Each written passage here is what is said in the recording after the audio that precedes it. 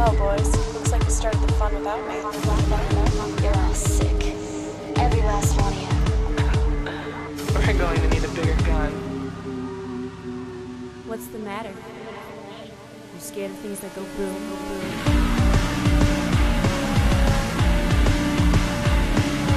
Give me one goddamn reason why I shouldn't blow your goddamn brains all over that goddamn wall. My name is Eric, and I'm here for a Killapalooza. With Fish Hunter, Michael Kester. Thank Fish you. Hunter, Michael Yeah, Kester. Do you like that? Yeah, I was a lifeguard. So before we even get into this today, we have an announcement that is going to change the future of double feature as you know it. It's true. It's life altering. Yeah. It's not life altering. Yeah. It's double feature altering. That's for goddamn sure. Everything is not boring now. It will pretty much matter to no one but you and I. Actually, we have 2 announcements. Oh, this is great. Full of announcements. Before that, what are we doing on the show? Today we're going to do the Piranha franchise, which a lot of people may not consider a franchise. Oh, it's a franchise. It's There's 5 there's films. more than 3, which But for it's us 5 is... films, which consists of 3 remakes and 2 sequels. Sure. There's a lot of fucking remakes. It might just consist of 4 remakes. That's true. That's possible. Arguable. So there's Piranha 1 and 2. There's Piranha in 95, which a lot of people just skip over. They go right to 3D, which is the 4th film, I guess, for us. And then 3 Double D, which just came out yesterday. Oh my god. So that's the other thing, is this might be the shortest gap from when we watch and record. Yeah. We just stopped watching the movies. And now we're recording and the show goes up in 30 seconds. So there's chapters in the show, and rather than just skipping the movies we're going to spoil, because we will spoil every single individual one of the Piranha films. Actually, Piranha, the 3rd Piranha film we're going to cover spoils the first one and vice versa. Yeah, we're going to basically spoil all the movies in every single chapter. You can't avoid the spoilers unless you use the chapters to skip to the end. I want to tell everybody about these 2 things. Okay. And this might bore some people. I don't know how it could possibly be boring because this is so fucking exciting to me. I think it's better than the rest of our show today. But if I start to bore you, as I tend to, just chapter right on over. The chapters, skip, or just skip about, I don't know, 2 minutes. The first thing I want to talk about is, should we talk about the lexicon or the hotel first? Those are the 2 things I want to talk about. I think hotel. Let's talk about the hotel first, because that's something that the Podmanity isn't actually going to get. Great. You unfortunately missed out on this, but I just had a super executive meeting in a boardroom. I was at the end of the table, too. It felt really boss. It felt super boss. We have been recording the show, so this is the thing that changes the landscape of double feature forever, but no one will care about.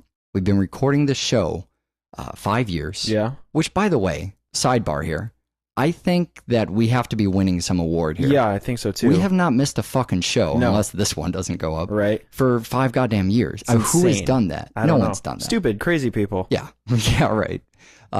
There's shows that have been on, 7, 8, 25 years, but they can't have recorded every single week, right? Yeah. I mean, that's nuts. I'm going to just put out there now that we're the longest running consecutive week after week show on the internet until someone challenges me. Yeah, if you have a problem with that, there's an email. We'll get to that. It's at the end of the show. Okay. Don't email yet. Just chapter. All right, so here's the thing. We've been doing this out of Uptown Chicago for a long time. And I had mentioned earlier, California, I think on our year-end episode, that I was debating a move out to Cupertino, California. Right. And it was looking like you were definitely not going to California. Yeah, we were maybe going to do this over the Skype or... Who knows? I didn't really know. Turns out, fuck that. I'm going to stay in Chicago. But furthermore, we're going to get the hell out of Uptown with this studio. Yeah. We're done with Uptown. That's no longer a thing. Hashtag not a thing. But I found this hotel building... And I think, I'm almost 100% positive at this point. I don't know what day we're going to start this, but I think we're going to start recording out of the historic Edgewater Beach Hotel building. Oh, good. Which is kind of like the Hotel and Innkeepers. Right. It's a big, kind of creepy, haunted hotel-looking building. So I've been trying to smooth everything out to get us a spot to record there. We'll see what happens. We're still in shitty Uptown, as you can tell by the traffic sounds outside. But so that'll be huge for me and you, not for the internet. No one will care. But it's going to be creepier and more awesome. Yeah, it'll be way better. Second thing. Okay. The lexicon is going up. We got a plan for the lexicon. dictionary of double feature terminology. The stuff we say that nobody understands. Yeah, right. Hamster style and what have you. And we'll probably Bear, drop a lot no of bear. that. Bear, no bear. So all of these terms, they have a point of origin and they have something we at least think they mean. And we use them a lot, and sometimes we explain them, sometimes we don't. One of our fans has written up a great, just this giant body. He did work we didn't do. And now we're going to exploit his work for money. That's what's going to happen. So we've been asking for donations all this time, or most of this time, and offering basically nothing back to the internet. This is the year. And, I put this on our Facebook, and I sent out emails to a lot of people who listen to the show. This is the year I want to do all that fucking stuff we never do. Sure. All that, and I don't want to drop in all the stuff we talked about because I kind of want it might not happen. Well, and I want it to be a bit of a surprise. Yeah. But we've talked about sort of double feature merchandise-ish stuff. Right. Things you can pay for and then receive. Exactly. Yeah. Something things like we can that. send you, things we want to do, maybe event type things or things we want to create. And we're going to do that. This is the fucking year we're doing that. It's the year we're getting out of Uptown. And it's the year we're doing all the goddamn stuff that you tell yourself you're going to do, but you get too busy and you don't fucking do. Mm-hmm. So we're getting together the money for that.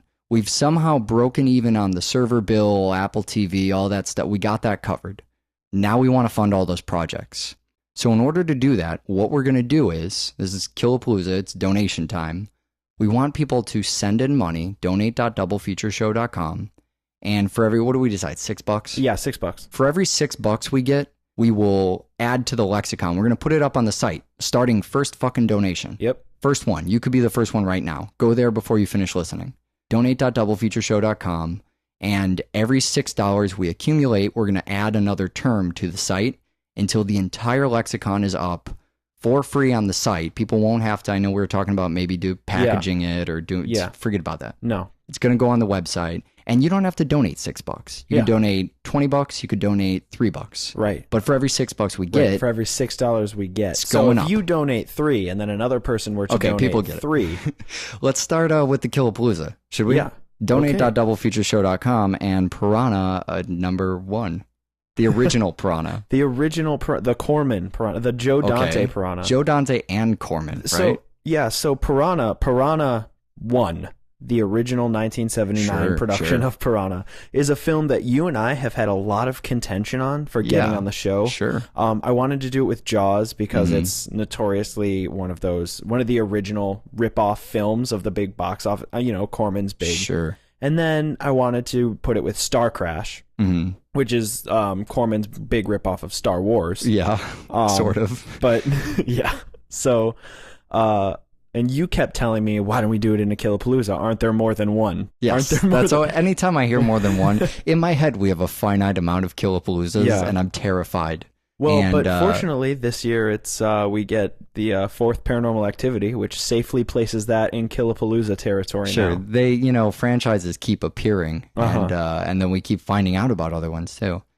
So we have the first Piranha film. Yeah, and it's everything double feature likes in a movie. It's really exploitative, is. It's Corman, it's tits, it's Joe Dante. Well, and so the other thing is, this happens every fucking time, I guess with the exception of Saw. I always feel like we come up with Killapaloozas, and I go, Piranha. That's not really a slasher franchise. Right. Yeah. It's not going to feel like the other ones, but fuck it, we're running out of stuff. Hellraiser, I think, was one of the initial, this is not as, no, maybe Aliens. Man, no, you're right. It is every single one. Yeah, it's every one, and we go, this is Child's Play, that's not even a... Texas Chainsaw, that's a chainsaw. You can't slash with a chainsaw. Right, right, by very definition. Matthew McConaughey, take off that leg. But, wow, the parallels, Michael, they're uncanny.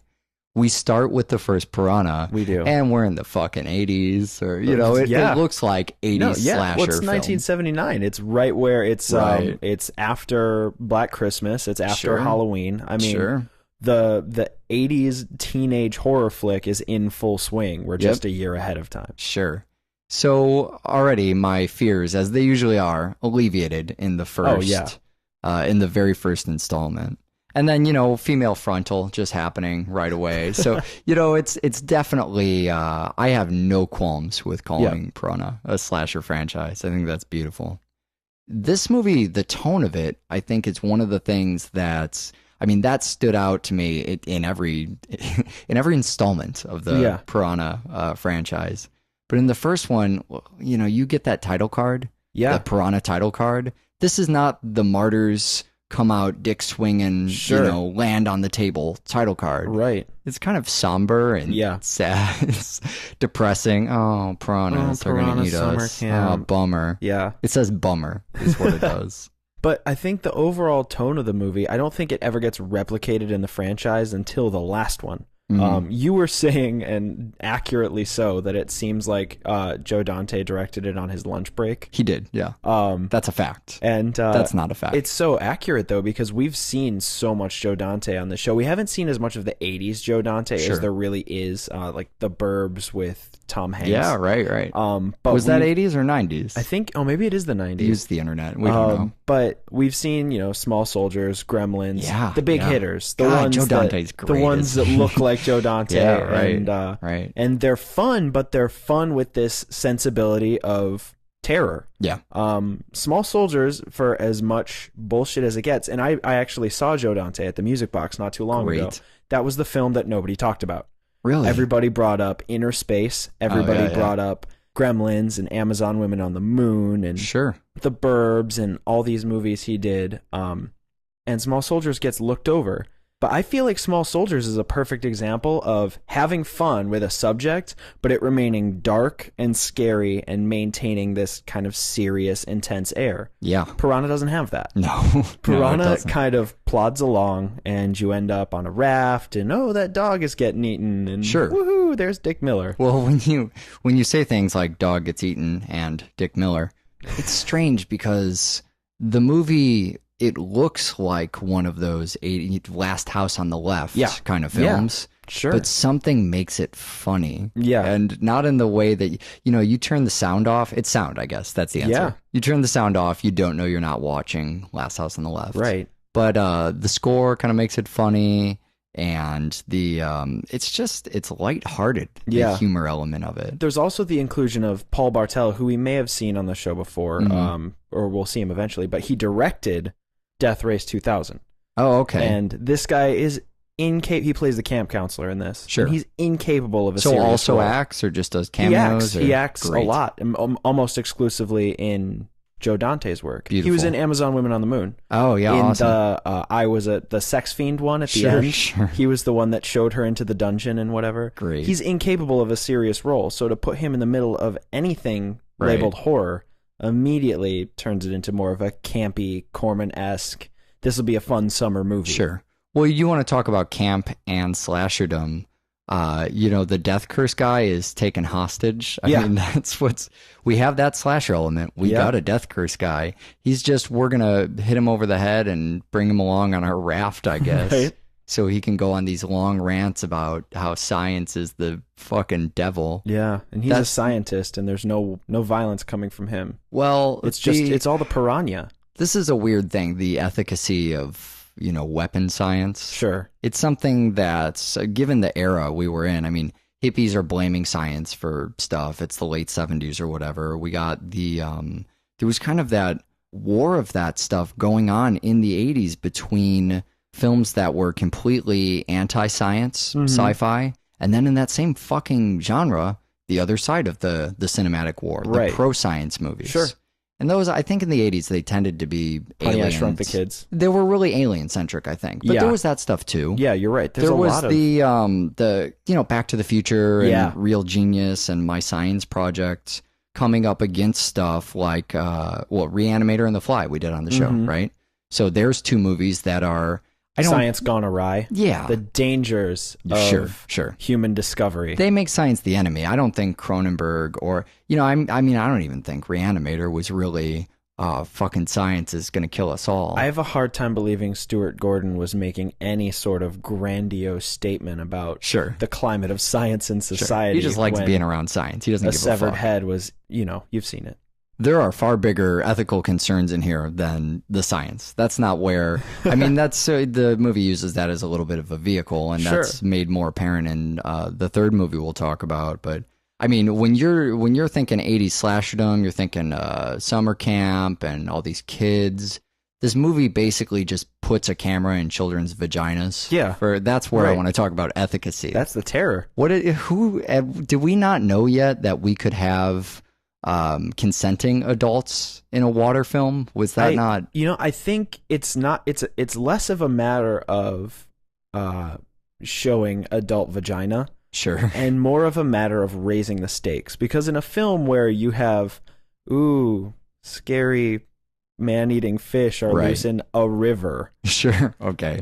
You have two options, and that's that there's a group of people in the river and they'll probably die. But if you really want to raise the stakes, put innocent children in the water where kids love to play. And I mean, So you just don't think it's about sex yet? No, I don't. I think I think it's not maximizing its potential, but I guess that's because I'm coming at it from the reverse. Sure. I'm thinking about all the modern stuff and everything we've done. Right. And then I'm going, this is a movie where we're doing the exploitative, camera underwater, the stuff we'll get in 3D and 3 double D. Well, the stuff that we get in Jaws. Yeah, yeah.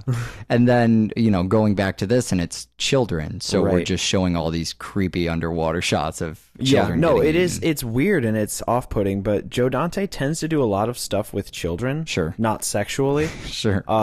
Or intentionally sexually, anyway. Well, actually, not intentionally at all, according to, again, when I saw him speak. Sure. And I won't keep talking about it because he only directed this one. No, that's fine. But, I want to know. He was saying that a lot of the things that happen in his films, again, Gremlins, Small Soldiers, the whole is almost a children's movie. Yeah. That he does a lot where he deals with kids. Mm-hmm. Even in his segments in Amazon Women on the Moon, there's a lot of children involved. Sure. He doesn't like kids. He doesn't particularly think they're a good vehicle for anything. How could you, in after films. Making so many films with them, you would hate He did children. Erie, Indiana. He doesn't have he doesn't feel like there's a theme of childhood in his work. Doesn't see that through line in his own stuff. Right. That's funny. It's just a thing that happens. Somebody posed the question to him, and he kind of reflected on it. Oh, wow, said, weird. I've never realized that every single one of my He said, I've never thought of myself as a director of children, although they do.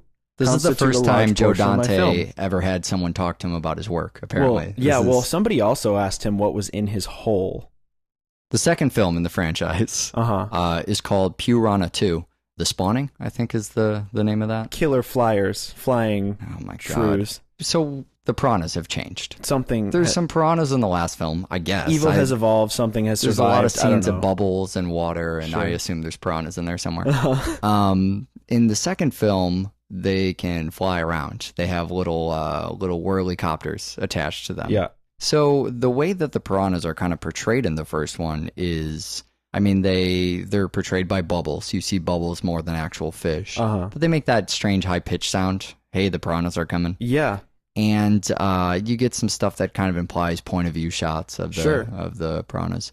And then in the second movie, all of that stuff comes back. Yeah, it's all there. We're creating staples for a franchise. We're fading to red. Yeah. People are unsuspectingly being devoured. They even go so far as to have situations where people are having sex and then piranhas. Yeah, right. Because when you think about a situation with piranhas, and we've already established that at the end of the first film that they can't possibly ever go into the salt water, and then there's that foreboding shot of the ocean, and it fades to red and piranha noise. And so we have this fantastic opening for a direct sequel.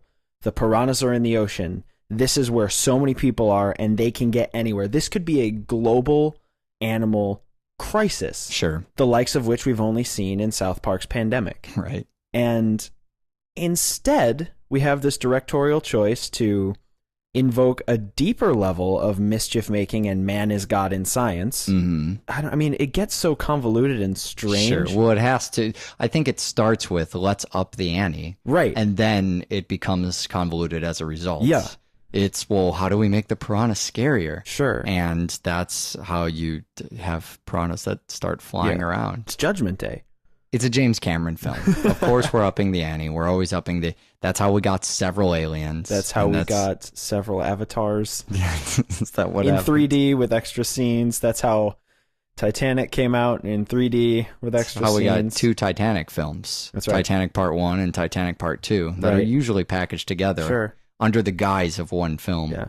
We should get Titanic Part 2 on the show. I'm still into that idea. Yeah. Just the second part. Don't watch the first. I mean, you could just watch the first part, but Why if those were two different films, just start watching Titanic on the second tape, because I know you still have it on VHS. Yeah, totally. Maybe not you, Michael Kester, but someone listening to this has it on VHS. Start with the second half. We could always pair up Terminator with Titanic Part 1 and Terminator 2 with Titanic I don't know Part if you 2. remember this. We did Terminator on the show. That's right, with the prophecy. Why do you always have to remind me we did that? Whatever. I'm over it. I'm over it. You know, if you called it Piranha 2, the flying fish. Sure. Then or just flying fish. Yeah, that would be with an exclamation point. Yeah, right. Then I would be okay with it, because flying fish are a real thing. Sure. When you just add wings to fish, spawning. You're forgetting the science behind it. It's not just adding wings. It's an hybrid of the most terrifying animal that the human mind can fathom. It's a combination of the piranha, the flying fish, and the evil grunion. Oh yeah, the grunion. The grunion has always scared me, because I've known what a grunion is prior to today or right now. And it's always terrified me, let me tell you. It's definitely scary. Yeah. Don't know what we're talking about, steering conversation elsewhere. Nudity, it's great. Isn't nudity still in the film? That's great. I believe it is in the film. Big fan of that. So we're talking about gene splicing, right? Yeah, well, we're talking about gene splicing, but the thing that's so funny to me is that in a film that's trying to up the ante, sure, and they're trying to create a super creature, right? They're trying to create a terrible beast. Yeah. So let's mix 3 types of fish together, right, so that they can be on land, air, and sea. Well, and I think the idea was 1 fish is kind of terrifying, but 3 fish is 3 times as terrifying. Sure. Yeah, that worked out. If you can't go in the water, imagine if you can't go in the air or on the land. Or in a spooky outdoors. Sunken ship. Right. That's also in there too. Yeah. James Cameron's early fascination with the sunken ship. Well, he has a penchant for deep sea diving. He did that, what was the documentary called? Thing, yeah, sure. He did the documentary After the Abyss. Also, the fucking abyss. I mean, 80% of his work is some kind of underwater adventure. I believe Avatar 2 is supposed to be underwater. Oh my god. So we're still spending a lot of time in the water. The whole film works just fine without flying around. Yeah. It's just an added element. Well, it's the thing. I think it's seems like it's going to be set up to have a massive body count. We get introduced to all these weird characters. Yeah, a lot of them. Who don't even the get kid who has a involved strange with each thing other. for his mom. Right. The Isn't old that lady. Weird? What's that about, I don't by know the what way? that's about. He eventually hooks up with that guy's daughter, the pirate's daughter. Yeah, does that make it okay? There's definitely a weird... He means to tease his mom, but he's teasing his mom. It's awkward. Yeah.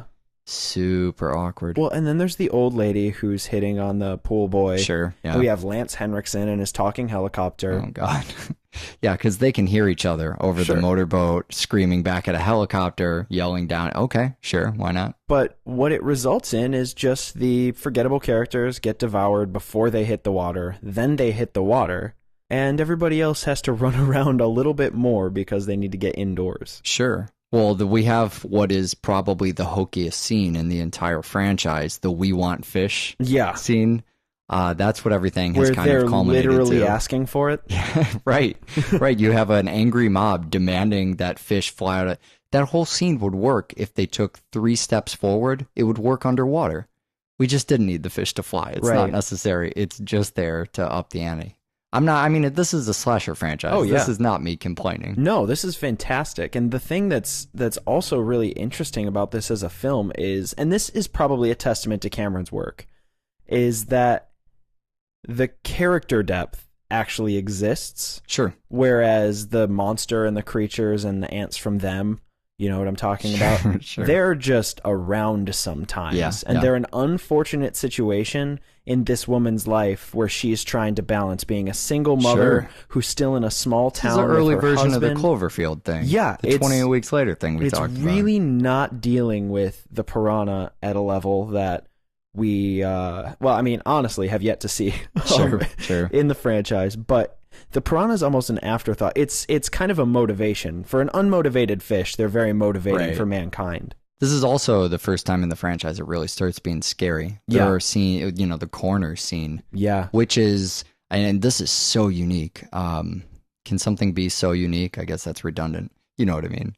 We know that the fish is just in the water We get in the coroner's office. We're terrified, but it's as if you were afraid of Freddy, but knew you weren't in a dream. Right. And you could never know you're not in a dream in that franchise, so that never happens. Sure. But we go, well, we're not underwater. Why is is this going to be a zombie? And sure enough, it fucking delivers. The fish pops out. Oh, God damn it. Stupid fucking flying fish. Attack some of our characters. Some of them make it out alive in this movie. Some don't, but we surely get a countdown at the end. Yeah, so... Cannot end the film without a countdown. Why are the Piranha films... So we've seen a lot... We can't fade to red if we don't count down. It's just, that's elementary, Michael. We've seen a lot of horror franchises, and some of them do a very good job of bringing it back around. Again, I have to champion Saw for this, but it's easy because Saw came out so close within itself. Sure. Every Saw movie ends with this fantastic moment where all the pieces come together and that music plays and you know that it's coming down and that it's still not solved. Yeah. That's how all the Saw movies end. Yep. And Piranha's fantastic idea for ending each film in the franchise is count slowly to whatever number. I can only hold my breath for this amount of time. Yep. Then go on the boat. I'll grab on this rope and you'll pull me out of this horrible situation before something blows up and inevitably kills every piranha because they're all right there. The end. Well, the third Piranha film can't escape that either because it's a fucking remake of the first one. Yeah. So it has to follow the same. Yeah. I mean, it doesn't have to, but well, it does. no, it does. When Roger Corman is producing that film as well, it has to follow. All right. I mean, I used the word remake, Yeah. but okay, Roger Corman produced. Sure. We've This done is more than a remake. We've done remakes Yeah. on Double Feature. We did Rob Zombie's Halloween. Yeah. We did... Usually you can differentiate these as a remake and a reboot. Sure. Maybe that's or an a arbitrary... reimagining. That was a thing that recently arbitrary came distinction. It depends how far away from remake Sure. you get. This is the other direction. This is something I've honestly never seen in my life. Mm-hmm. And what is that thing? They took the script and shot the movie again. They just shot it again. And then like they found the script and didn't realize and that then they they already spliced made one. in the special effects from the first film. Sure, They yeah. just spliced them in. Yeah. They changed the sound, though. They did change the sound. We got rid of the staple sound, so that lasted a long time. We have basically the same screenplay. Yeah. There was a screenplay. It credits the original screenplay, Sure. and then says that it was adapted. Yeah. But it's, I mean... It was adapted to include that scene with the director and the topless camp counselor. And it changes some of the genders of a couple of the roles. Yeah, but I mean, we just named everything that was fucking different in the film. Some of the shots are lined up the same way. I mean, it's pretty incredible. You know, you and I hadn't seen it before. Right. That was, we were able to quote the film because we'd seen the first film. Yeah. It was using some of the same fucking dialogue. It was amazing. It's like watching your friends reenact a movie you just saw. Right. She walks in and William Katz's character, William Katz, I don't know if you recognized him, but we saw him way back on The Man from Earth. Oh, really? He's the history teacher. I recognize Mila fucking Kunis, college though. chick. Oh, yeah. She was in this, too. What is Mila Kunis doing in this film? Being Weird. 12? She was in Black Swan. She's in Robot Chicken. We talk about that all the time. She was the one. So when we did American Psycho, and I think we mentioned there's a thing called American Psycho 2. Right. And it's this, everybody considers it a bastardization or whatever. She is the killer, and she's the psycho. the lead in American Psycho 2, which also has William Shatner in it. Anything with William Shatner's fine by me. Mila fucking Kunis. Sorry, I didn't mean to derail you. No, there. it's fine. I wanted to mention the scene where she walks in, the fixer, the finder, whatever. Yeah. And he's frying up that fish. Yeah. Cooking the cartoonishly whole fish. Right. Like you drew it in the fucking pan. Right. And then he sits down at the table and she says she's looking for this guy and she's looking for these, whatever. And I say, jokingly, did my wife send you? Yeah. Because that's what the character in the first film says. Sure. And he says, did my wife send you? Yeah. And awesome. it hit us so hard at that moment that we had seen this. This is a fun game we can now play. Right. Highly quotable. I mean, I cannot explain how quotable this becomes. I wanted to mention the director as being notable for being the least notable in the franchise. Sure. We have all these heavy hitters Yeah, and we people do. will talk about. That's true. I didn't even consider that. Yeah, it's a lot of big names, but it's Scott P. Levy who did the third one, who isn't really well known. Right. I mean, he did Men in White, which was the most notable among his other stuff. That's the one with the poster? Not because anybody knows what Men in White is, but because people know what Men in Black is. Right. And that's the only reason. Sure. He directed probably about 10 things in a 5-year span and then disappeared into obscurity. Well, and the other thing that's really notable about this film is that we're in the middle of our palooza here. Sure. And we're already on made for TV. Yeah. We've hit Showtime. Yeah. I don't mean Showtime in the grandiose "we finally made it" kid sense. You mean Showtime in pre-bullshit days of Showtime. Pre-bullshit, pre-Dexter. Yeah.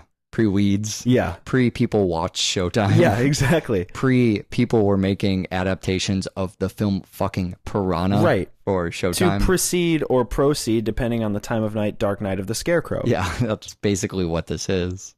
Well, and I guess in being a small screen adaptation, and it's the entire objective is to bring it up to date. Sure. Like that needs to happen or whatever. But it's bizarre because it makes no attempt to do that other than shoot it in full screen. Well, I for mean, TV. it does the thing where it talks about corporate America instead of science. That's right. You know, now we're all mad at corporate America. It's 1995. This is it's during a clear the Clinton substitution. Era. The guy who did the adaptation just crossed out science and wrote corporate America in its place. Sure. Well, we also get all these really, really sharp jabs at the film industry. And with that director character where he's talking about, oh, I wish I could get a crane shot. And, you know, he's talking about, you know, you need this to be an extension of yourself. Sure. I mean, we get these jabs at the film industry and an even tougher jab at the newsman that was at the end of the first film. Yeah. It's odd being the smallest name director, the one that speaks out against Hollywood, or maybe it's not odd. Yeah, maybe it's easier for him because he's hey, fuck you guys with your big movies. Right. He's making films. He's not James Cameron. He's not Joe Dante. Nope. He's Scott P. Levy, the Showtime creator of that film Roger Corman commissioned. Sure, right. I mean, Roger Corman decided, it was his decision, hey, let's just reuse the special effects, and I use that term loosely. Sure. To eventually, the climax of the film where he is going to the smelting factory. Right. They don't even hesitate to just throw in the smelting factory from the first film. Sure. And then stick William Katz getting attacked by hand puppets. Yeah, right.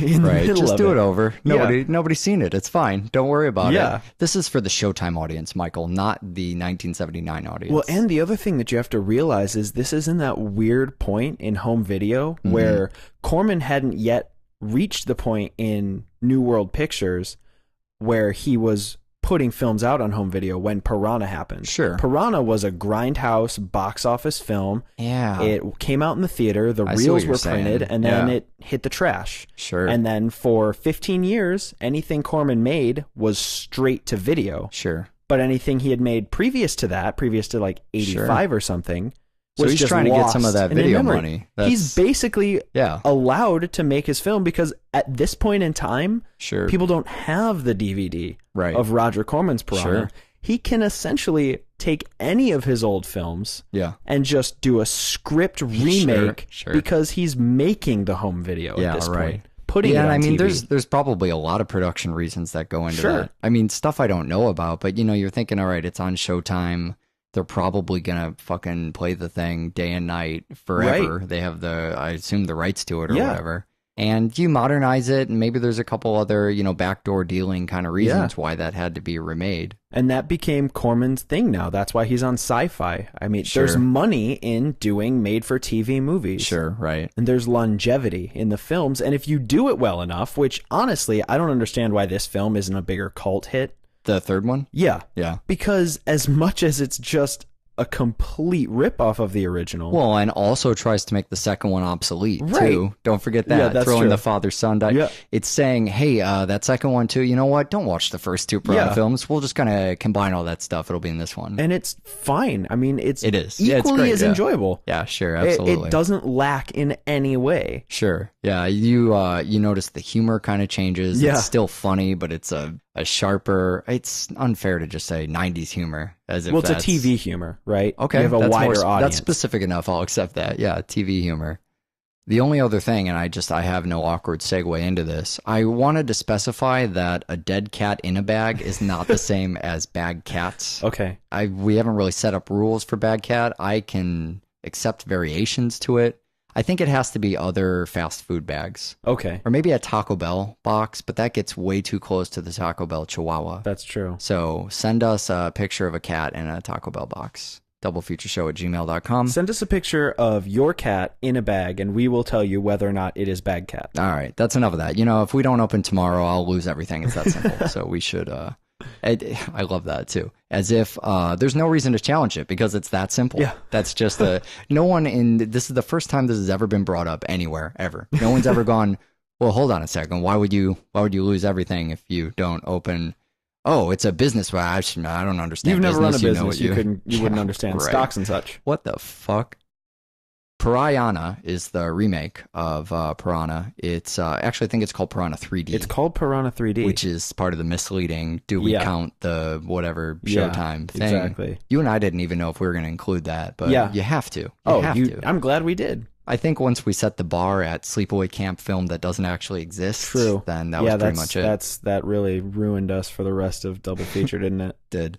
We had those hand puppets going on in the last movie. We were seeing the Piranha a little bit more, but the 3D has the three-dimensional popping out at you. It's got the CGI Piranha. It's got the close-ups. I feel like it's the first one that really stars the Piranha. Oh yeah. It's the first one where they're prominently featured and you see them all the fucking time. Right. And the film just goes, these look goofy, fuck you. They're Piranha, deal with it. We're going to look at them every 5 minutes. Right. And it's also the first film, despite the original film in the franchise, to call out the Jaws thing. What do you mean? At the beginning of the film where Richard Dreyfuss is fishing in the hat and he's singing the song. Oh, That's a Jaws reference. You have to... So, I've seen Jaws once. Yeah, I've only seen Jaws a couple times. And I'm going to name drop a little bit here. Okay. I was, Mindless Self-Indulgence? Yes. They toured with the Birthday Massacre, and we're hanging out on their tour bus. And it was the only time I've ever been on a tour bus, so no big deal. It's not, whatever. No big deal. But it is kind of awesome.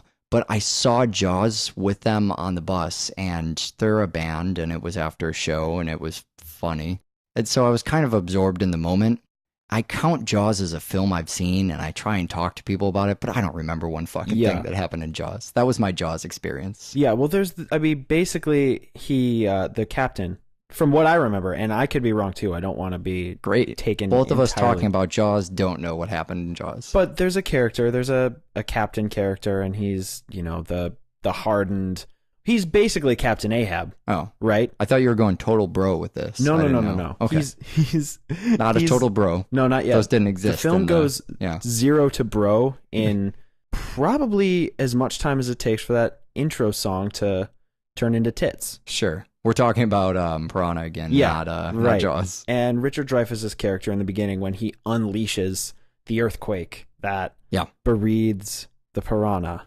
So we're once again going, hey, Jaws. Remember Jaws? Yeah. Remember we were ripping off Jaws? Sure. Now we're doing a remake sort of thing, continuation of the film that's not actually the third installment of the franchise that ripped off Jaws. And the other thing that this film goes back to is fun teenage fucking movie. Sure. Only this film takes it so far beyond where anybody would have expected it to go. Yeah. I mean, this film is tits. One of the main characters is a porn director. Yeah, right. We've seen this in Hatchet, and that was nothing compared to Jerry O'Connell's character. A lot of nudity in this movie. A lot of well, and so the weird thing is, I don't think about this one having the most nudity because it's not the most fun nudity. No. Well, and this might be a weird hang-up I have. Most people, maybe they watch this and they don't notice. Sure. Right? I don't know. But this is... There are bros. Oh, yeah. Bro city. Oh, Even Eli Roth is a fucking bro in this movie. He's perfect because he becomes the caricature. Yeah, right. He's you and I doing our impression of when we accidentally end up at this party. Sure. Yeah. We come back and we tell the other one about what it was like. Yeah, whoops. And we say, oh, yeah, the weapons of masturbation. Oh, Willy Wonka and the Chocolate Factory, ladies. Oh, God. And the other one is sitting there horrified with a furrowed brow, cocking our head like Brandy the dog. A little bit confused.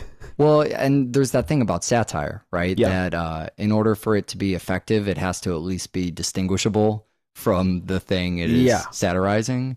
And this film walks that level, but it does it during the portions of nudity. Sure. So in being satirical of this stuff, and it's Alex Aja and we talked about High Tension. Yep. And we covered him extensively on that show, but I love him. One of my favorite Splat Pack guys, if not my favorite, depending on who you include in that. Right. Adam Green's great, and we talk about all these guys. I love Neil all Marshall, of them. Really Eli do. Roth. They're all my favorite Splat Pack character. Eli Roth is fucking incredible too. But I mean, of the lesser known, of the people we kind of discovered as we were doing this show, Alexander Aja is awesome. Yeah. So I can speak no ill of him. But then we have, what I'm really looking at in a slasher movie is this fun, carefree sort of, it's objectification of women, but not really. Everybody's just having a fine time. It's just nudity. There's the kind of thing where you can objectify women, and then there's the kind of thing where you hire porn stars to be the featured nude players. Well, sure. And that's a whole different level of exploitation. That's almost reverse exploitation. Yeah. If you're hiring people whose job it is to be naked, you are now exploiting putting them in a the audience. feature-length film. Yeah, sure. You know what I mean? It's when the Suicide Girls made a horror film. Exactly. It's exactly that. Somebody says, "Oh, Piranha's a movie where they paid some chick to go topless parasailing." Sure. That's a really good example, right? Sure. The windsurfing, I think. Yeah, windsurfing. Maybe it's not that's windsurfing. I think. I don't know. Water Whatever sports, it is. don't fucking know. Yeah. Have no idea.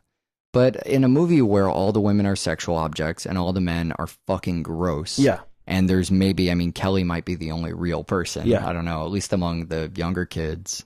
You get to this scene after I feel kind of gross and dirty about all the stuff that's making fun of Girls Gone Wild. Yeah. You get an actual porn star and it looks like she's just having a fun time. Yeah. And it looks like, I get it. This beach party is for porn stars. Right. And when you find people like porn stars hanging out and windsurfing or whatever. Sure. When Gianna Michaels has her tits flapping in that shot in 3D, by the way. Fun again. Oh my God. It's so amazing. This film, honestly, is the only film I've ever seen in my life that 3D was better than I might be convinced to try that experience. When we watch things and they could be in 3D, we don't even consider doing that.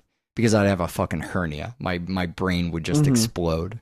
But I might be able to be talked into watching Piranha in 3D. But you get back to those characters. There's, what's the opera piece called? The Flower Duet? Is that it? Yeah. Yeah, it's it's supposed to look really classy by comparison, and that's the joke. But then you come back to the director, and it's like fish with boobies. If fish looked like this, I'd fuck fish. I just can't be around that fucking guy.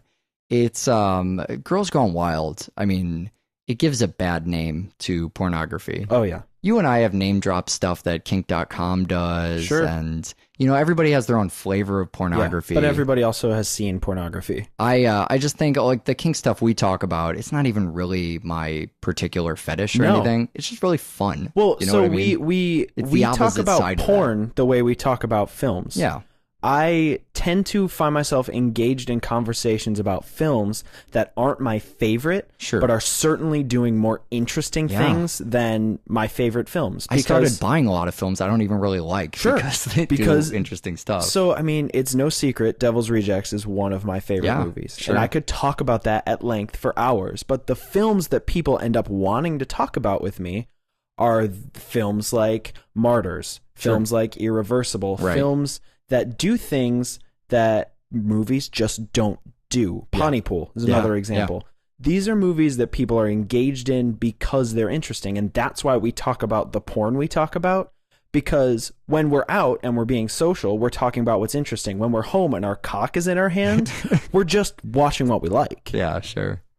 So the reason I mention any of this is because, to get back in the world of cinema, Derek, in mocking that kind of Girls Gone Wild entrepreneurial thing. Wet t-shirt type guy. Yeah, he's one of the most reviled characters in any of these. You get the character you're supposed to hate, a character we've long discussed, an archetype we've long discussed in horror films. And come to know and love, really, a lot of the time. And this is one that I can't even get behind identifying with the fact I'm supposed to be rooting for this guy to die. He's the worst. Oh, God, I fucking hate him. Yeah. I hate his stupid, smug little face. Every time I see it, I fucking hate him. They took my penis. Yeah, even when that happens, it's not fun. I'm just, get away from me. I fucking hate you. Go away. I think one of the funniest parts in the Piranha franchise, at least to this point, because you and I both know what happens in the following film, but by Piranha 3D, I think the funniest moment for me is when he comes back from the brink of death. Sure. To say wet t-shirt and spit blood. Yeah, disgusting. And then dies. Yeah, it is really funny. I think part of what makes that death, I don't want to say unsatisfactory, because the whole thing is it's pulled off in the perfect way. Mm-hmm. It's doing that archetype. I mean, total by the book way. Yeah. But just showing, that's Aha's thing in this, is just going, I'm going to do one of those classic slasher movie, make you hate this guy and then execute him. Yeah. But man, it is, he gets to me. That's the thing. It's showing that pulling off the toenail scene. Mm-hmm. It's that cringeworthy thing.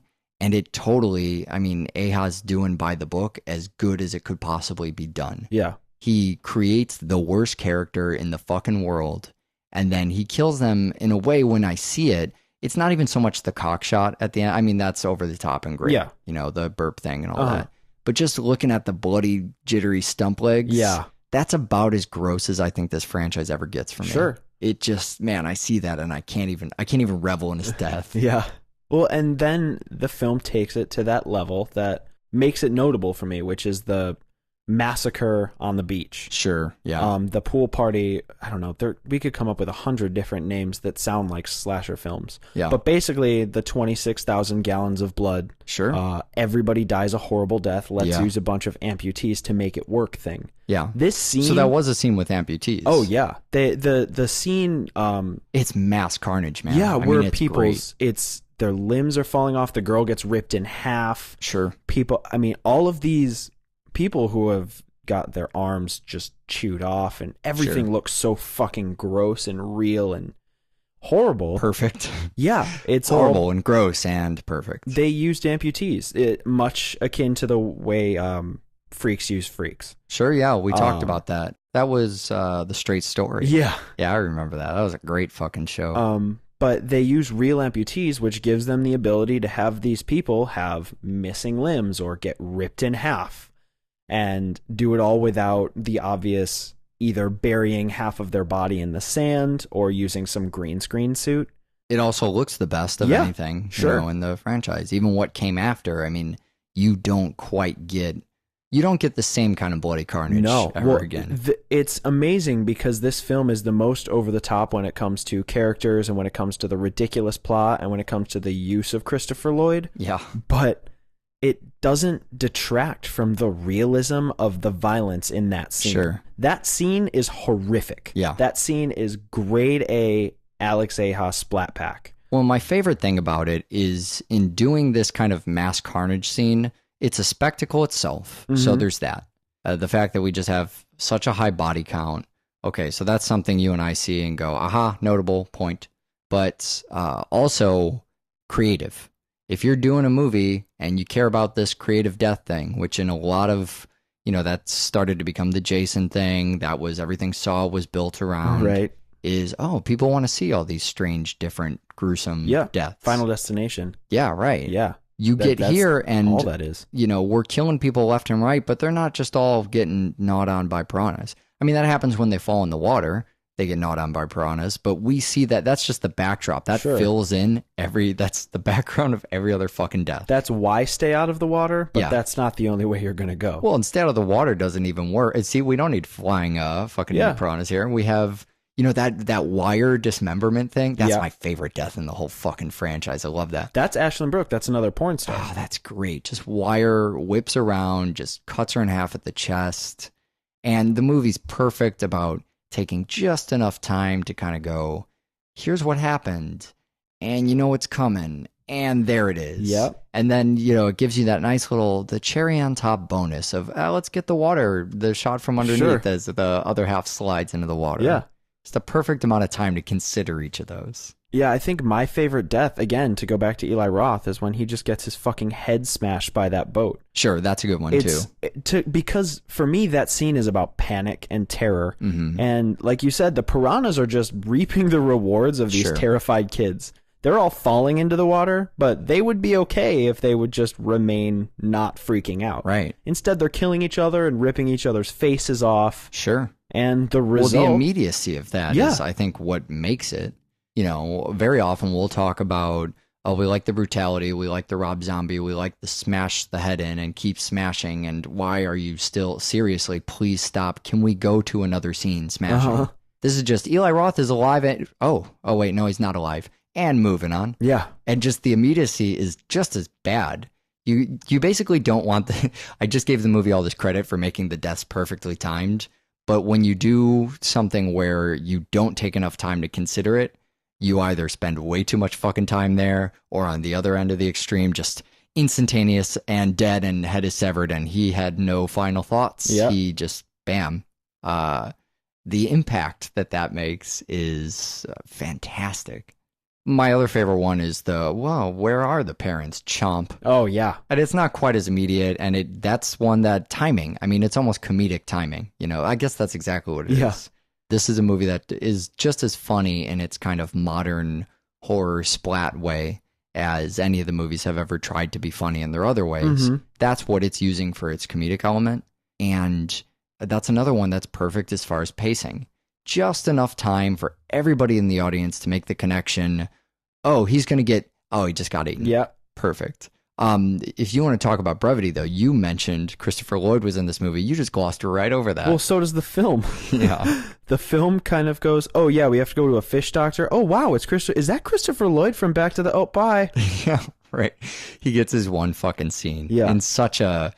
we had enough money to pay Christopher Lloyd for one scene, and now he's gone. We'll see you in a couple years when John Gulager comes out with the 5th and final installment of at least this Killapalooza. Yeah. Grunion 3DD. 3DD once again throwing off the fucking naming scheme. Yeah. The 5th movie. You got it. That's what I'm going to latch on to. Easily one of the funniest plays on 3D I've ever thought about. 3DD? That so did it for perfect. you, huh? Yeah. Well, you get these, what is it, Halloween. The thing that pisses me off is when it's the third film and it's Halloween 3D. Yeah, right. Spy Kids 3D. Too obvious for you. I don't like it. I like 3DD a lot. And I also, in saying that, this is easily my favorite one in this franchise. I think so too. Nails I think it. so too. They all have different spots in my heart, but this one has spots in other places in my body. Well, no, I mean, so this is what I'm talking about with the nudity thing, right?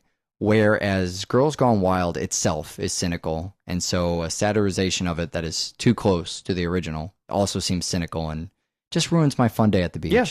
This movie, total opposite direction, just fucking perfect. The idea of water-certified strippers, way hip. Oh, Such a good... Someone tells me that idea, and I know the movie. I know what it's doing here. It's going, oh, we took this good, clean, wholesome, fun water park, and we're turning it into dirty. Dirty, dirty, dirty. Just terrible, sinful, dirty. I like terrible, sinful, dirty. I like this guy. I mean, he's kind of like gross, but you know what I mean? He's a gross guy, and he might be kind of cynical. But he is the character that Derek wasn't. He is the one that you love to hate because he's always going to make the wrong decision. But it's, I mean, and not to get to the end too quickly, but the pinnacle moment for this guy is when he throws the money at the little girl crying over her dead mother and says, it's not my fault. Sure. Then backs over her with a golf cart. Yeah, I know. It's so perfect. Just the sounds and the whoops. Yeah.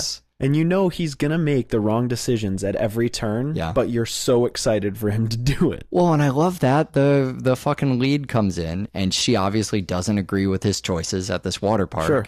And he basically goes, listen, I know you're upset. You come in here, you see these strippers where we used to have, good quality lifeguards, and I've taken a very extreme direction, and I'm showing all this nudity here, and I know you think this is a dubious idea.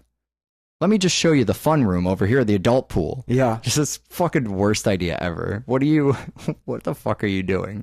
Somebody just caught you making what they consider a reprehensible moral choice. And you go, wait. You haven't even seen the adult pool yet. Well, it's the Marilyn Manson method. Yeah. It's, oh, you think this is bad. You ain't seen nothing yet. Sure. And then in retrospect, when you walk back out of the adult pool and you're back to Eat Me, Drink Me, you say, oh, this isn't so bad. Yeah, right.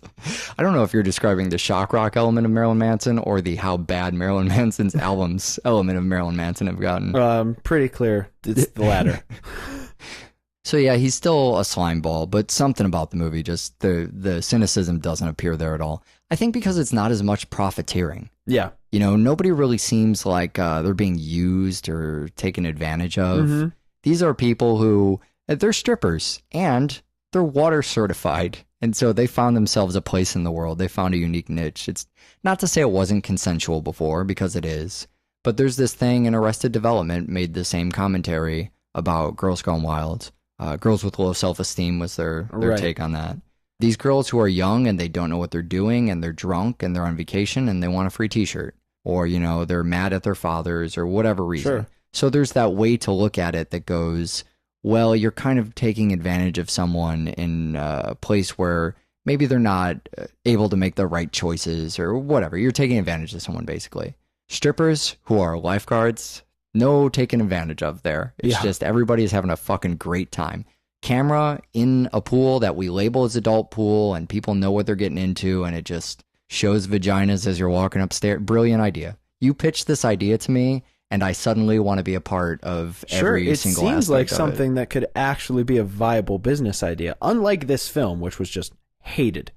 Not a viable business idea? No. I love that this just came out the other night. Oh, yeah. I think that's great. It's so perfect. And we never get to do this. I think that we have a responsibility on Double Feature here, Eric, to champion John Gulager as a director. Because nobody seems to get him, and that seems to translate through media as him being bad. Okay. Now, we've done I'm going to let you Feast. do the hard work on this. Sure. Oh, Feast. Okay, so he did the hard work. Yeah. He made Feast. Feast is awesome. Yeah. And then we didn't cover them on the show, but Feast 2 and Feast 3, we've seen, I love, you enjoy very much. Sure. They do these ambitious things that are akin to the kind of movies that people hate. Something like Scary Movie. Sure. Something like, I don't know, what, Meet the Spartans? I don't know. I haven't seen it, but they have this sense of humor that is so outrageous and over the top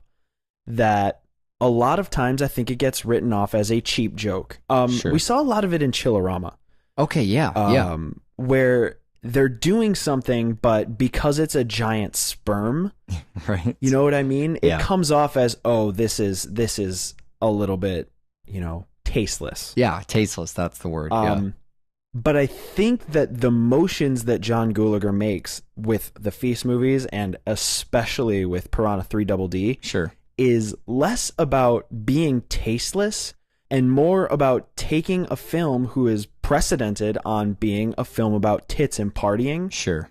and really doing what Piranha 3D tried to do, which is call it out for being this scummy bro thing. I mean, it gets it where Piranha 3D came at swinging and then just got violent. Yeah. Piranha 3 Double D knows exactly how to make fun of the subject matter, Sure. and still create a film that is so enjoyable and so funny and so I hate saying words like this, but it's such a fresh horror movie. Yeah. It's not something you see. You've never seen a John Gulager movie if you've never seen a John Gulager movie. Yeah, I'd agree with that. And I mean, Feast is obviously the place to start. Yeah, even now, Feast is still... It's never been done. Yeah. And no one seems to be Feast making 2 these and 3 films are like that too. Yeah. And it's translating into, oh, he's a terrible filmmaker. But what it really is I just don't think people get the level he is at. What's the origin point? You got to think about the origin point. Now, if you and I were here and if we just made a film like that, people might go, it's tasteless. Sure. But if we come on the show right now and everyone hears us have a conversation about tasteless films. Hey, name some tasteless films? And we talk about it a John while. Waters. And yeah, right. Well, that's really highbrow stuff for tasteless. Yeah. But, we could just start talking about what is tasteless and then kind of making fun of it. And then we go, well, what's the most tasteless thing you could come up with? It's like doing the Aristocrats, basically. Right. And then we hit upon an idea and go, Sure. that's so fucking tasteless. I can't. It's It's hilarious a bell how tasteless that is. Yeah. You start moving back up into the high level, the really deep rooted thought experiment of tastelessness, Right. And that becomes very brilliant art again. Well, yeah, we could get to a point feasibly in that conversation where we find something that is hilarious in how tasteless it is. Sure. and then we make it into a movie. And then you put David Hasselhoff in it. I think that's where this film resides. Sure. I think he knows what tasteless is. I think Piranha's done the work for him over the various films in terms of levels of tasteless. He's certainly making a Piranha film. That's what's going on here. This is a Piranha movie. But I just feel like his work is aware of other horror movies and isn't just making a commentary on it, but it's going, okay, it's the same fucking Chillerama thing. It's, that Sperm movie was looking back at, okay, these giant monster movies and then the tastelessness in horror films. Right. It was doing more of a commentary, but it was basically saying, how tasteless could we go? What's the most tasteless thing? Sure. I mean, World War II Frankenstein, this conversation you have beforehand that people don't see, I think it really sets the context. And that could just be you and I reading into it, but I really get the feeling that he's operating on that higher level. Not even necessarily satire, right? But just going, tasteless things are really funny. Wow, this is the most tasteless idea ever. I'm going to put that in my movie, And this film, again, we've said the word over and over again, but god damn is it tasteless and hilarious. Yeah. And all in one line. Is that Josh cut off his penis because something came out of my vagina? That's the Is that one. the line you were thinking of? Yeah. Wow, I'm so glad. We just have a fucking psychic connection. We should be applying for the Randy $1 Million prize right now. But we won't because we don't actually have a psychic connection. If you have a psychic connection, jref.org. I think I told you. I went to the amazing meeting. Yeah, you told me that you were going, and then I never heard anything else. This is way old news. We never got to talk about that, and this is probably not the right place. No. Josh cut off his penis because something came out of my vagina. Yeah, this film has piranha pregnancy. Yeah. I mean, if you think monster movie and you're trying to be heinous, have it come out of a vagina. Yeah, right. That's the answer. That's it. The Fly. Yeah. If you really want to make people uncomfortable, have a human give birth to the monster. Sure. And then have it bite a cock. I don't remember that scene from The Fly. It's the poetry of the flesh. So another thing that we need to note about Piranha 3 Double D, aside from its wonder and its heinousness, is that it's, of the 5 films, it's the second sequel. It's the first movie that's a sequel, second movie that's a sequel to its predecessor. Sure. First one, sequel, reboot, 3D, whatever the fuck that is. And then it's kind of a reboot and kind of a sequel. Sure. Yeah. And then that's probably another part of the 3 Double D mechanism is...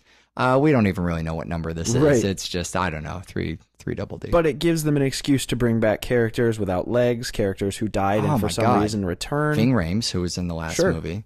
Ving Rhames was just being a boss in the last movie. In this movie, probably has the most demeaning role I've ever seen him. Yeah. We're talking about the guy from Pulp Fiction. The man. We're talking about Marcellus Wallace. If there is a man from Dawn of the Dead, Snyder's take on Dawn of the Dead. Sure. Then Ving Rhames is the man in that movie too. He plays that character. And there's also the tournament where he just plays the fucking boss too. Yeah, right. He's always the badass motherfucker. Sure.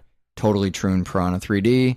Not true at all. And he whimpers. He has dialogue. He doesn't want to go in the water. Whimpering. He hates that fucking water. Oh my god, I feel bad for him. But I mean, way to go, Ving Rhames, for just not being typecast, I guess. No. I don't know. Carrying over his character. I feel like this character coming back the way he does is so brilliant. He comes back and he's broken and he doesn't want to go in the water and he's having all these flashbacks.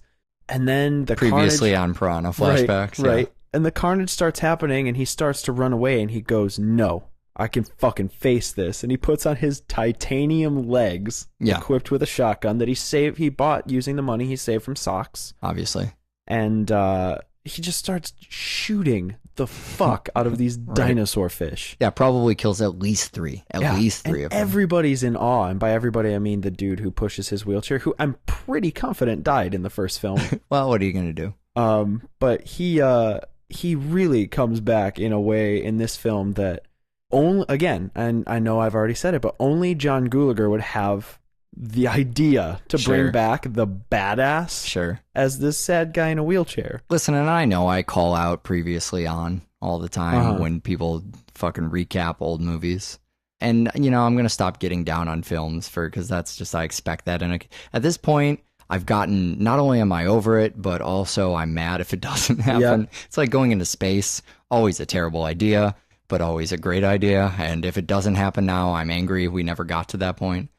How ballsy is it to have the movie that's basically the direct-to-DVD sequel go, oh, people probably didn't see the wide theatrical release of Piranha 3D, which was one of the most successful pieces of this franchise.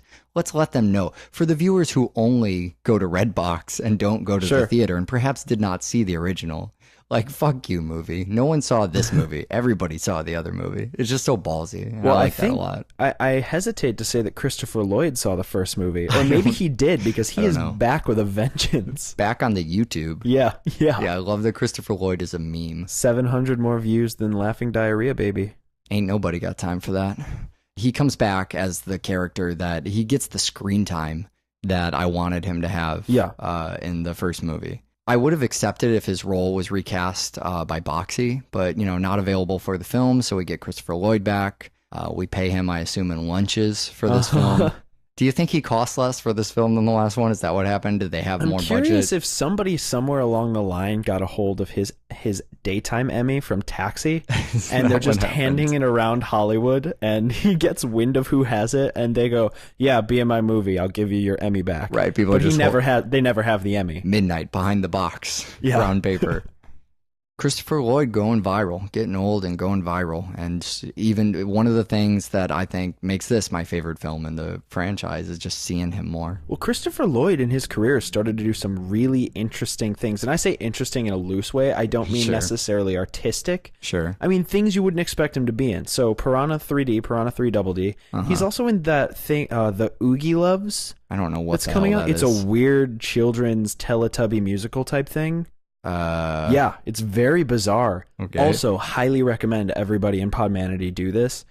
Google, I believe it's The Narrative of Victor Karloch, Karloch. It's this. I guess I'll link to that. Why not? It's this puppetry thing that he does the voice for. Really? Yeah, it's this deep sea kind of zombie horror thing. Weird. But it's all puppets. Wow, I don't know about any of that stuff. I could have cited 30 things Christopher Lloyd did, and that's not... Well, it's not out yet. The trailer just leaked. Weird. I say leaked. The trailer just dropped. It's I can't think of the name of the company that's putting it together. I feel really bad. You'll find it if you Google it, though. That'll be great. And anyway, highly recommend checking that out, because if you loved him in Piranha 3 Double D, wait till you see him as a fucking puppet. Elijah Wood as well. Second time working together. Wait, I think I have seen this. Yeah. Okay, I'll look that up. So maybe not as many gallons of blood or as many boobs, but still smarter about both of them. Yeah, it rations them out a little bit better. I think so. I think that's its strong point. It also has this great idea about praying for forgiveness in advance, which I think is the logical conclusion of what happens there. You and I have often mocked the idea that you can just do bad things. Is that what you're saying? Yeah, that's where I'm going with that. This is the point where people want to use their chapters. No, I mean the idea that, you and I, if we fuck up, we have to answer to each other, to humanity, to ourselves. If religious people fuck up very often, I mean, that's what their goddamn book says, they can just pray for forgiveness and then it's fine. Sure. And there's really nothing you can do except deny the Lord that he will not forgive you for, again, according to the Bible itself. Right. So you just, rape, pillage, murder, steal, do anything you want and ask for forgiveness. Sure. In Piranha, we preemptively go, oh yeah, we're definitely going to fuck. Also an impulsive thing, which is weird. So this is very premeditated sinning that's going on here. We're going to fuck here. We're going to do it very sinfully in this incredibly tacky shag rug van. Fucking shag rugs, man. I just wanted to phone in first, God, and just let you know about it. I'm sure you'll be fine with it, but, this is just a little preemptive in case I don't get to praying later. I'm going to be home a little bit late tonight, God. Yeah, right. Or in case I die in the van. I guess it's a good thing they did that. It doesn't matter because there's no God, even in the Piranha universe. It certainly didn't save their ass. So there you have it. In fact, the only thing that saves your ass in the Piranha universe is David Hasselhoff 1 out of 1,000 times. Yeah, that worked pretty well, didn't it? He saved one kid, and that kid ended up getting himself killed. Sure. I don't always go for the cheeky cameo. Look who we've got. Yeah. But man, Hasselhoff, awesome. Nails it in this movie. This is every second he's on the screen is awesome. I really am a little bit ashamed of how much I love David Hasselhoff. I'm ashamed for you. I think it goes along with the same reason I love William Shatner. Mm-hmm. I love these relics of bad television. Sure. Who come back and in their old age when they just don't look. Because especially Shatner and Hasselhoff are great examples because they were particularly popular for being gorgeous men. Yeah. That's especially hard to believe with Shatner. Sure. I have trouble. I just can't. They both come back and they're kind of parodies of themselves already. Sure. But you could try to come back and reinvent yourself as a new face with the same old talent. Say, I don't know, Leonard Nimoy. Yeah. Or you can go their route and go, yeah, we blew it. We are total messes. We will take anything we can get. I just want a hamburger. Right. So perfect in this. Post credits, so perfect. I want that TV show. I do. So do I. And that ends our adventure through the Piranha films. So we have a website, doublefeatureshow.com. The only website you need this time is donate.doublefeatureshow.com. For those who chaptered, we'll see if I can get through this in 2 sentences or less. You ready? The idea is we got a huge lexicon of terminology we use for double feature that we know and love and want to share with people. Tom. You know, you've heard us say it. You hate it. We want to put it on the website permanently for everyone to see, and we've decided to give that as an incentive for the people who donate as a thank you to the whole community. Small segment of the community does awesome things. Entire community benefits. And by entire, I mean 7 people who listen and Rob Zombie. Rob Zombie, by the way, has never donated a red fucking cent to this show. You believe that? That motherfucker. See, this is why we have to do this. If Rob Zombie would donate once, then we'd be fine. Mm-hmm. But I want all you guys to know, Busy Making Lords of Salem or whatever, doesn't donate already a fucking... moving on to a next movie before donating. Not a penny to this show. God. As much as we talk him up, too. We're not actually we're not in the pocket of Big Zombie. How much have we donated to Rob Zombie at this point? Anyways, before Rob Zombie gets mad and unsubscribes, donate.doublefeatureshow.com. We count on the normal people like us. Only by comparison to Rob Zombie are we the normal people to fund the show and to fund these fucking awesome... I'm so excited to start talking about the things. Oh, yeah. By next Killapalooza, I hope we have the whole lexicon up and we can start diving into... I want to make an announcement about the first fucking thing we're going to do. It's going to be awesome. Donate.doublefeatureshow.com, and thank you in advance. The movies we're going to do on the show next time are also pretty awesome. Yeah, next time we're going to do a weird dad thing. We're going to do Real Steel and World's Greatest Dad. Oh, and doublefeatureshow@gmail.com for all the things that we said to do something. Watch more fucking film. Bye. A lot of people just skip over. They go right to 3D, which is the 4th film, I guess, for us. And then 3DD, which just came out yesterday. Oh my God. So that's the other thing, is this might be the shortest gap from when we watch and record. We just stopped watching the movies. And now we're recording and the show goes up in 30 seconds. So there's chapters in the show, and you rather than just skipping the movies we're going to spoil, because we will spoil every single individual one of the Piranha films. Actually, Piranha, the 3rd Piranha film we're going to cover spoils the first one and vice versa. Yeah, we're going to basically spoil all the movies in every single chapter. You can't avoid the spoilers unless you use the chapters to skip to the end. I want to tell everybody about these 2 things. Okay. And this might bore some people. I don't know how it could possibly be boring because this is so fucking exciting to me. I think it's better than the rest of our show today. But if I start to bore you, as I tend to, just chapter right on over. Use the chapters, skip, or just skip about, 2 minutes. The first thing I want to talk about is, should we talk about the lexicon or the hotel first? Those are the 2 things I want to talk about. I think hotel. Let's talk about the hotel first, because that's something that the Podmanity isn't actually going to get. Great. You unfortunately missed out on this, but I just had a super executive meeting in a boardroom. I was at the end of the table, too. It felt really boss. It felt super boss. We have been recording the show, so this is the thing that changes the landscape of Double Feature forever, but no one will care about. We've been recording the show 5 years. Yeah. Which, by the way, sidebar here, I think that we have to be winning some award here. Yeah, I think so too. We have not missed a fucking show, unless this one doesn't go up, right? For 5 goddamn years. Who has done that? No one's done that. Stupid, crazy people. Yeah, yeah, right. There's shows that have been on, 7, 8, 25 years, but they can't have recorded every single week, right? Yeah. I mean, that's nuts. I'm going to just put out there now that we're the longest running consecutive week after week show on the internet until someone challenges me. Yeah, if you have a problem with that, there's an email. We'll get to that. It's at the end of the show. Okay. Don't email yet. Just chapter. All right, so here's the thing. We've been doing this out of uptown Chicago for a long time. And I had mentioned earlier, California, I think on our year-end episode, that I was debating a move out to Cupertino, California. Right. And it was looking like you were definitely not going to California. Yeah, we were maybe going to do this over the Skype or... Who knows? I didn't really know. Turns out, fuck that. I'm going to stay in Chicago. But furthermore, we're going to get the hell out of Uptown with this studio. Yeah. We're done with Uptown. That's no longer a thing. Hashtag not a thing.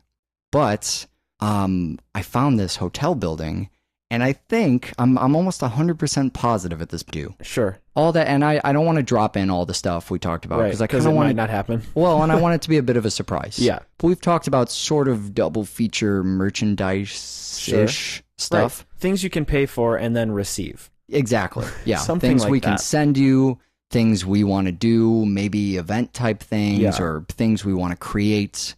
And we're going to do that. This is the fucking year we're doing that. It's the year we're getting out of Uptown, and it's the year we're doing all the goddamn stuff that you tell yourself you're going to do, but you get too busy and you don't fucking do. Mm-hmm. So we're getting together the money for that. We've somehow broken even on the server bill, Apple TV, all that stuff. We got that covered. Now we want to fund all those projects. So in order to do that, what we're going to do is, this is Killapalooza, it's donation time. We want people to send in money, donate.doublefeatureshow.com. And for every, what do we decide, $6? Yeah, $6. For every $6 we get, we will add to the lexicon. We're going to put it up on the site, starting first fucking donation. Yep. First one. You could be the first one right now. Go there before you finish listening. Donate.doublefeatureshow.com. And every $6 we accumulate, we're going to add another term to the site until the entire lexicon is up for free on the site. People won't have to, I know we were talking about maybe do packaging it or do, forget about that. No. It's going to go on the website. And you don't have to donate $6. You could donate $20. You could donate $3. Right. But for every $6 we get, I don't know what day we're going to start this, but I think we're going to start recording out of the historic Edgewater Beach Hotel building. Oh, good. Which is kind of like the Hotel and Innkeepers. Right. It's a big kind of creepy haunted hotel looking building. Uh-huh. So I've been trying to smooth everything out to get us a spot to record there. We'll see what happens. We're still in shitty Uptown, as you can tell by the traffic sounds outside. But so that'll be huge for me and you, and not for the internet. No one will care. But it's going to be creepier and more awesome. Yeah, it'll be way better. Second thing. Okay. The lexicon is going up. We got a plan for the lexicon. All right. Dictionary of double feature terminology. The stuff we say that nobody understands. Yeah, right. Hamster style and what have you. And we'll probably bear, drop a lot no of bear. Bear or no bear. So all of these terms, they have a point of origin and they have something we at least think they mean. And we use them a lot, and sometimes we explain them, sometimes we don't. One of our fans has written up a great, just this giant body. He did work we didn't do. And now we're going to exploit his work for money. That's what's going to happen. So we've been asking for donations all this time, or most of this time, and offering basically nothing back to the internet. This is the year, and I put this on our Facebook, and I sent out emails to a lot of people who listen to the show. This is the year I want to do all that fucking stuff we never do. Well, boys, looks like you started the fun without me. You're all sick. Every last one of you. We're going to need a bigger gun. What's the matter? You scared of things that go boom, boom, boom?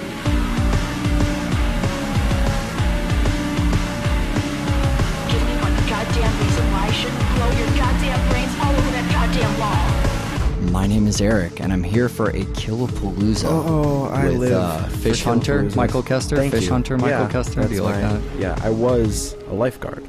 So before we even get into this today, we have an announcement that is going to change the future of double feature as you know it. It's true. It's life altering. Yeah. It's not life altering. It's double feature altering. That's for goddamn sure. Everything is not boring now. It will pretty much matter to no one but you and I. Actually, we have 2 announcements. Oh, this is great. Full of announcements.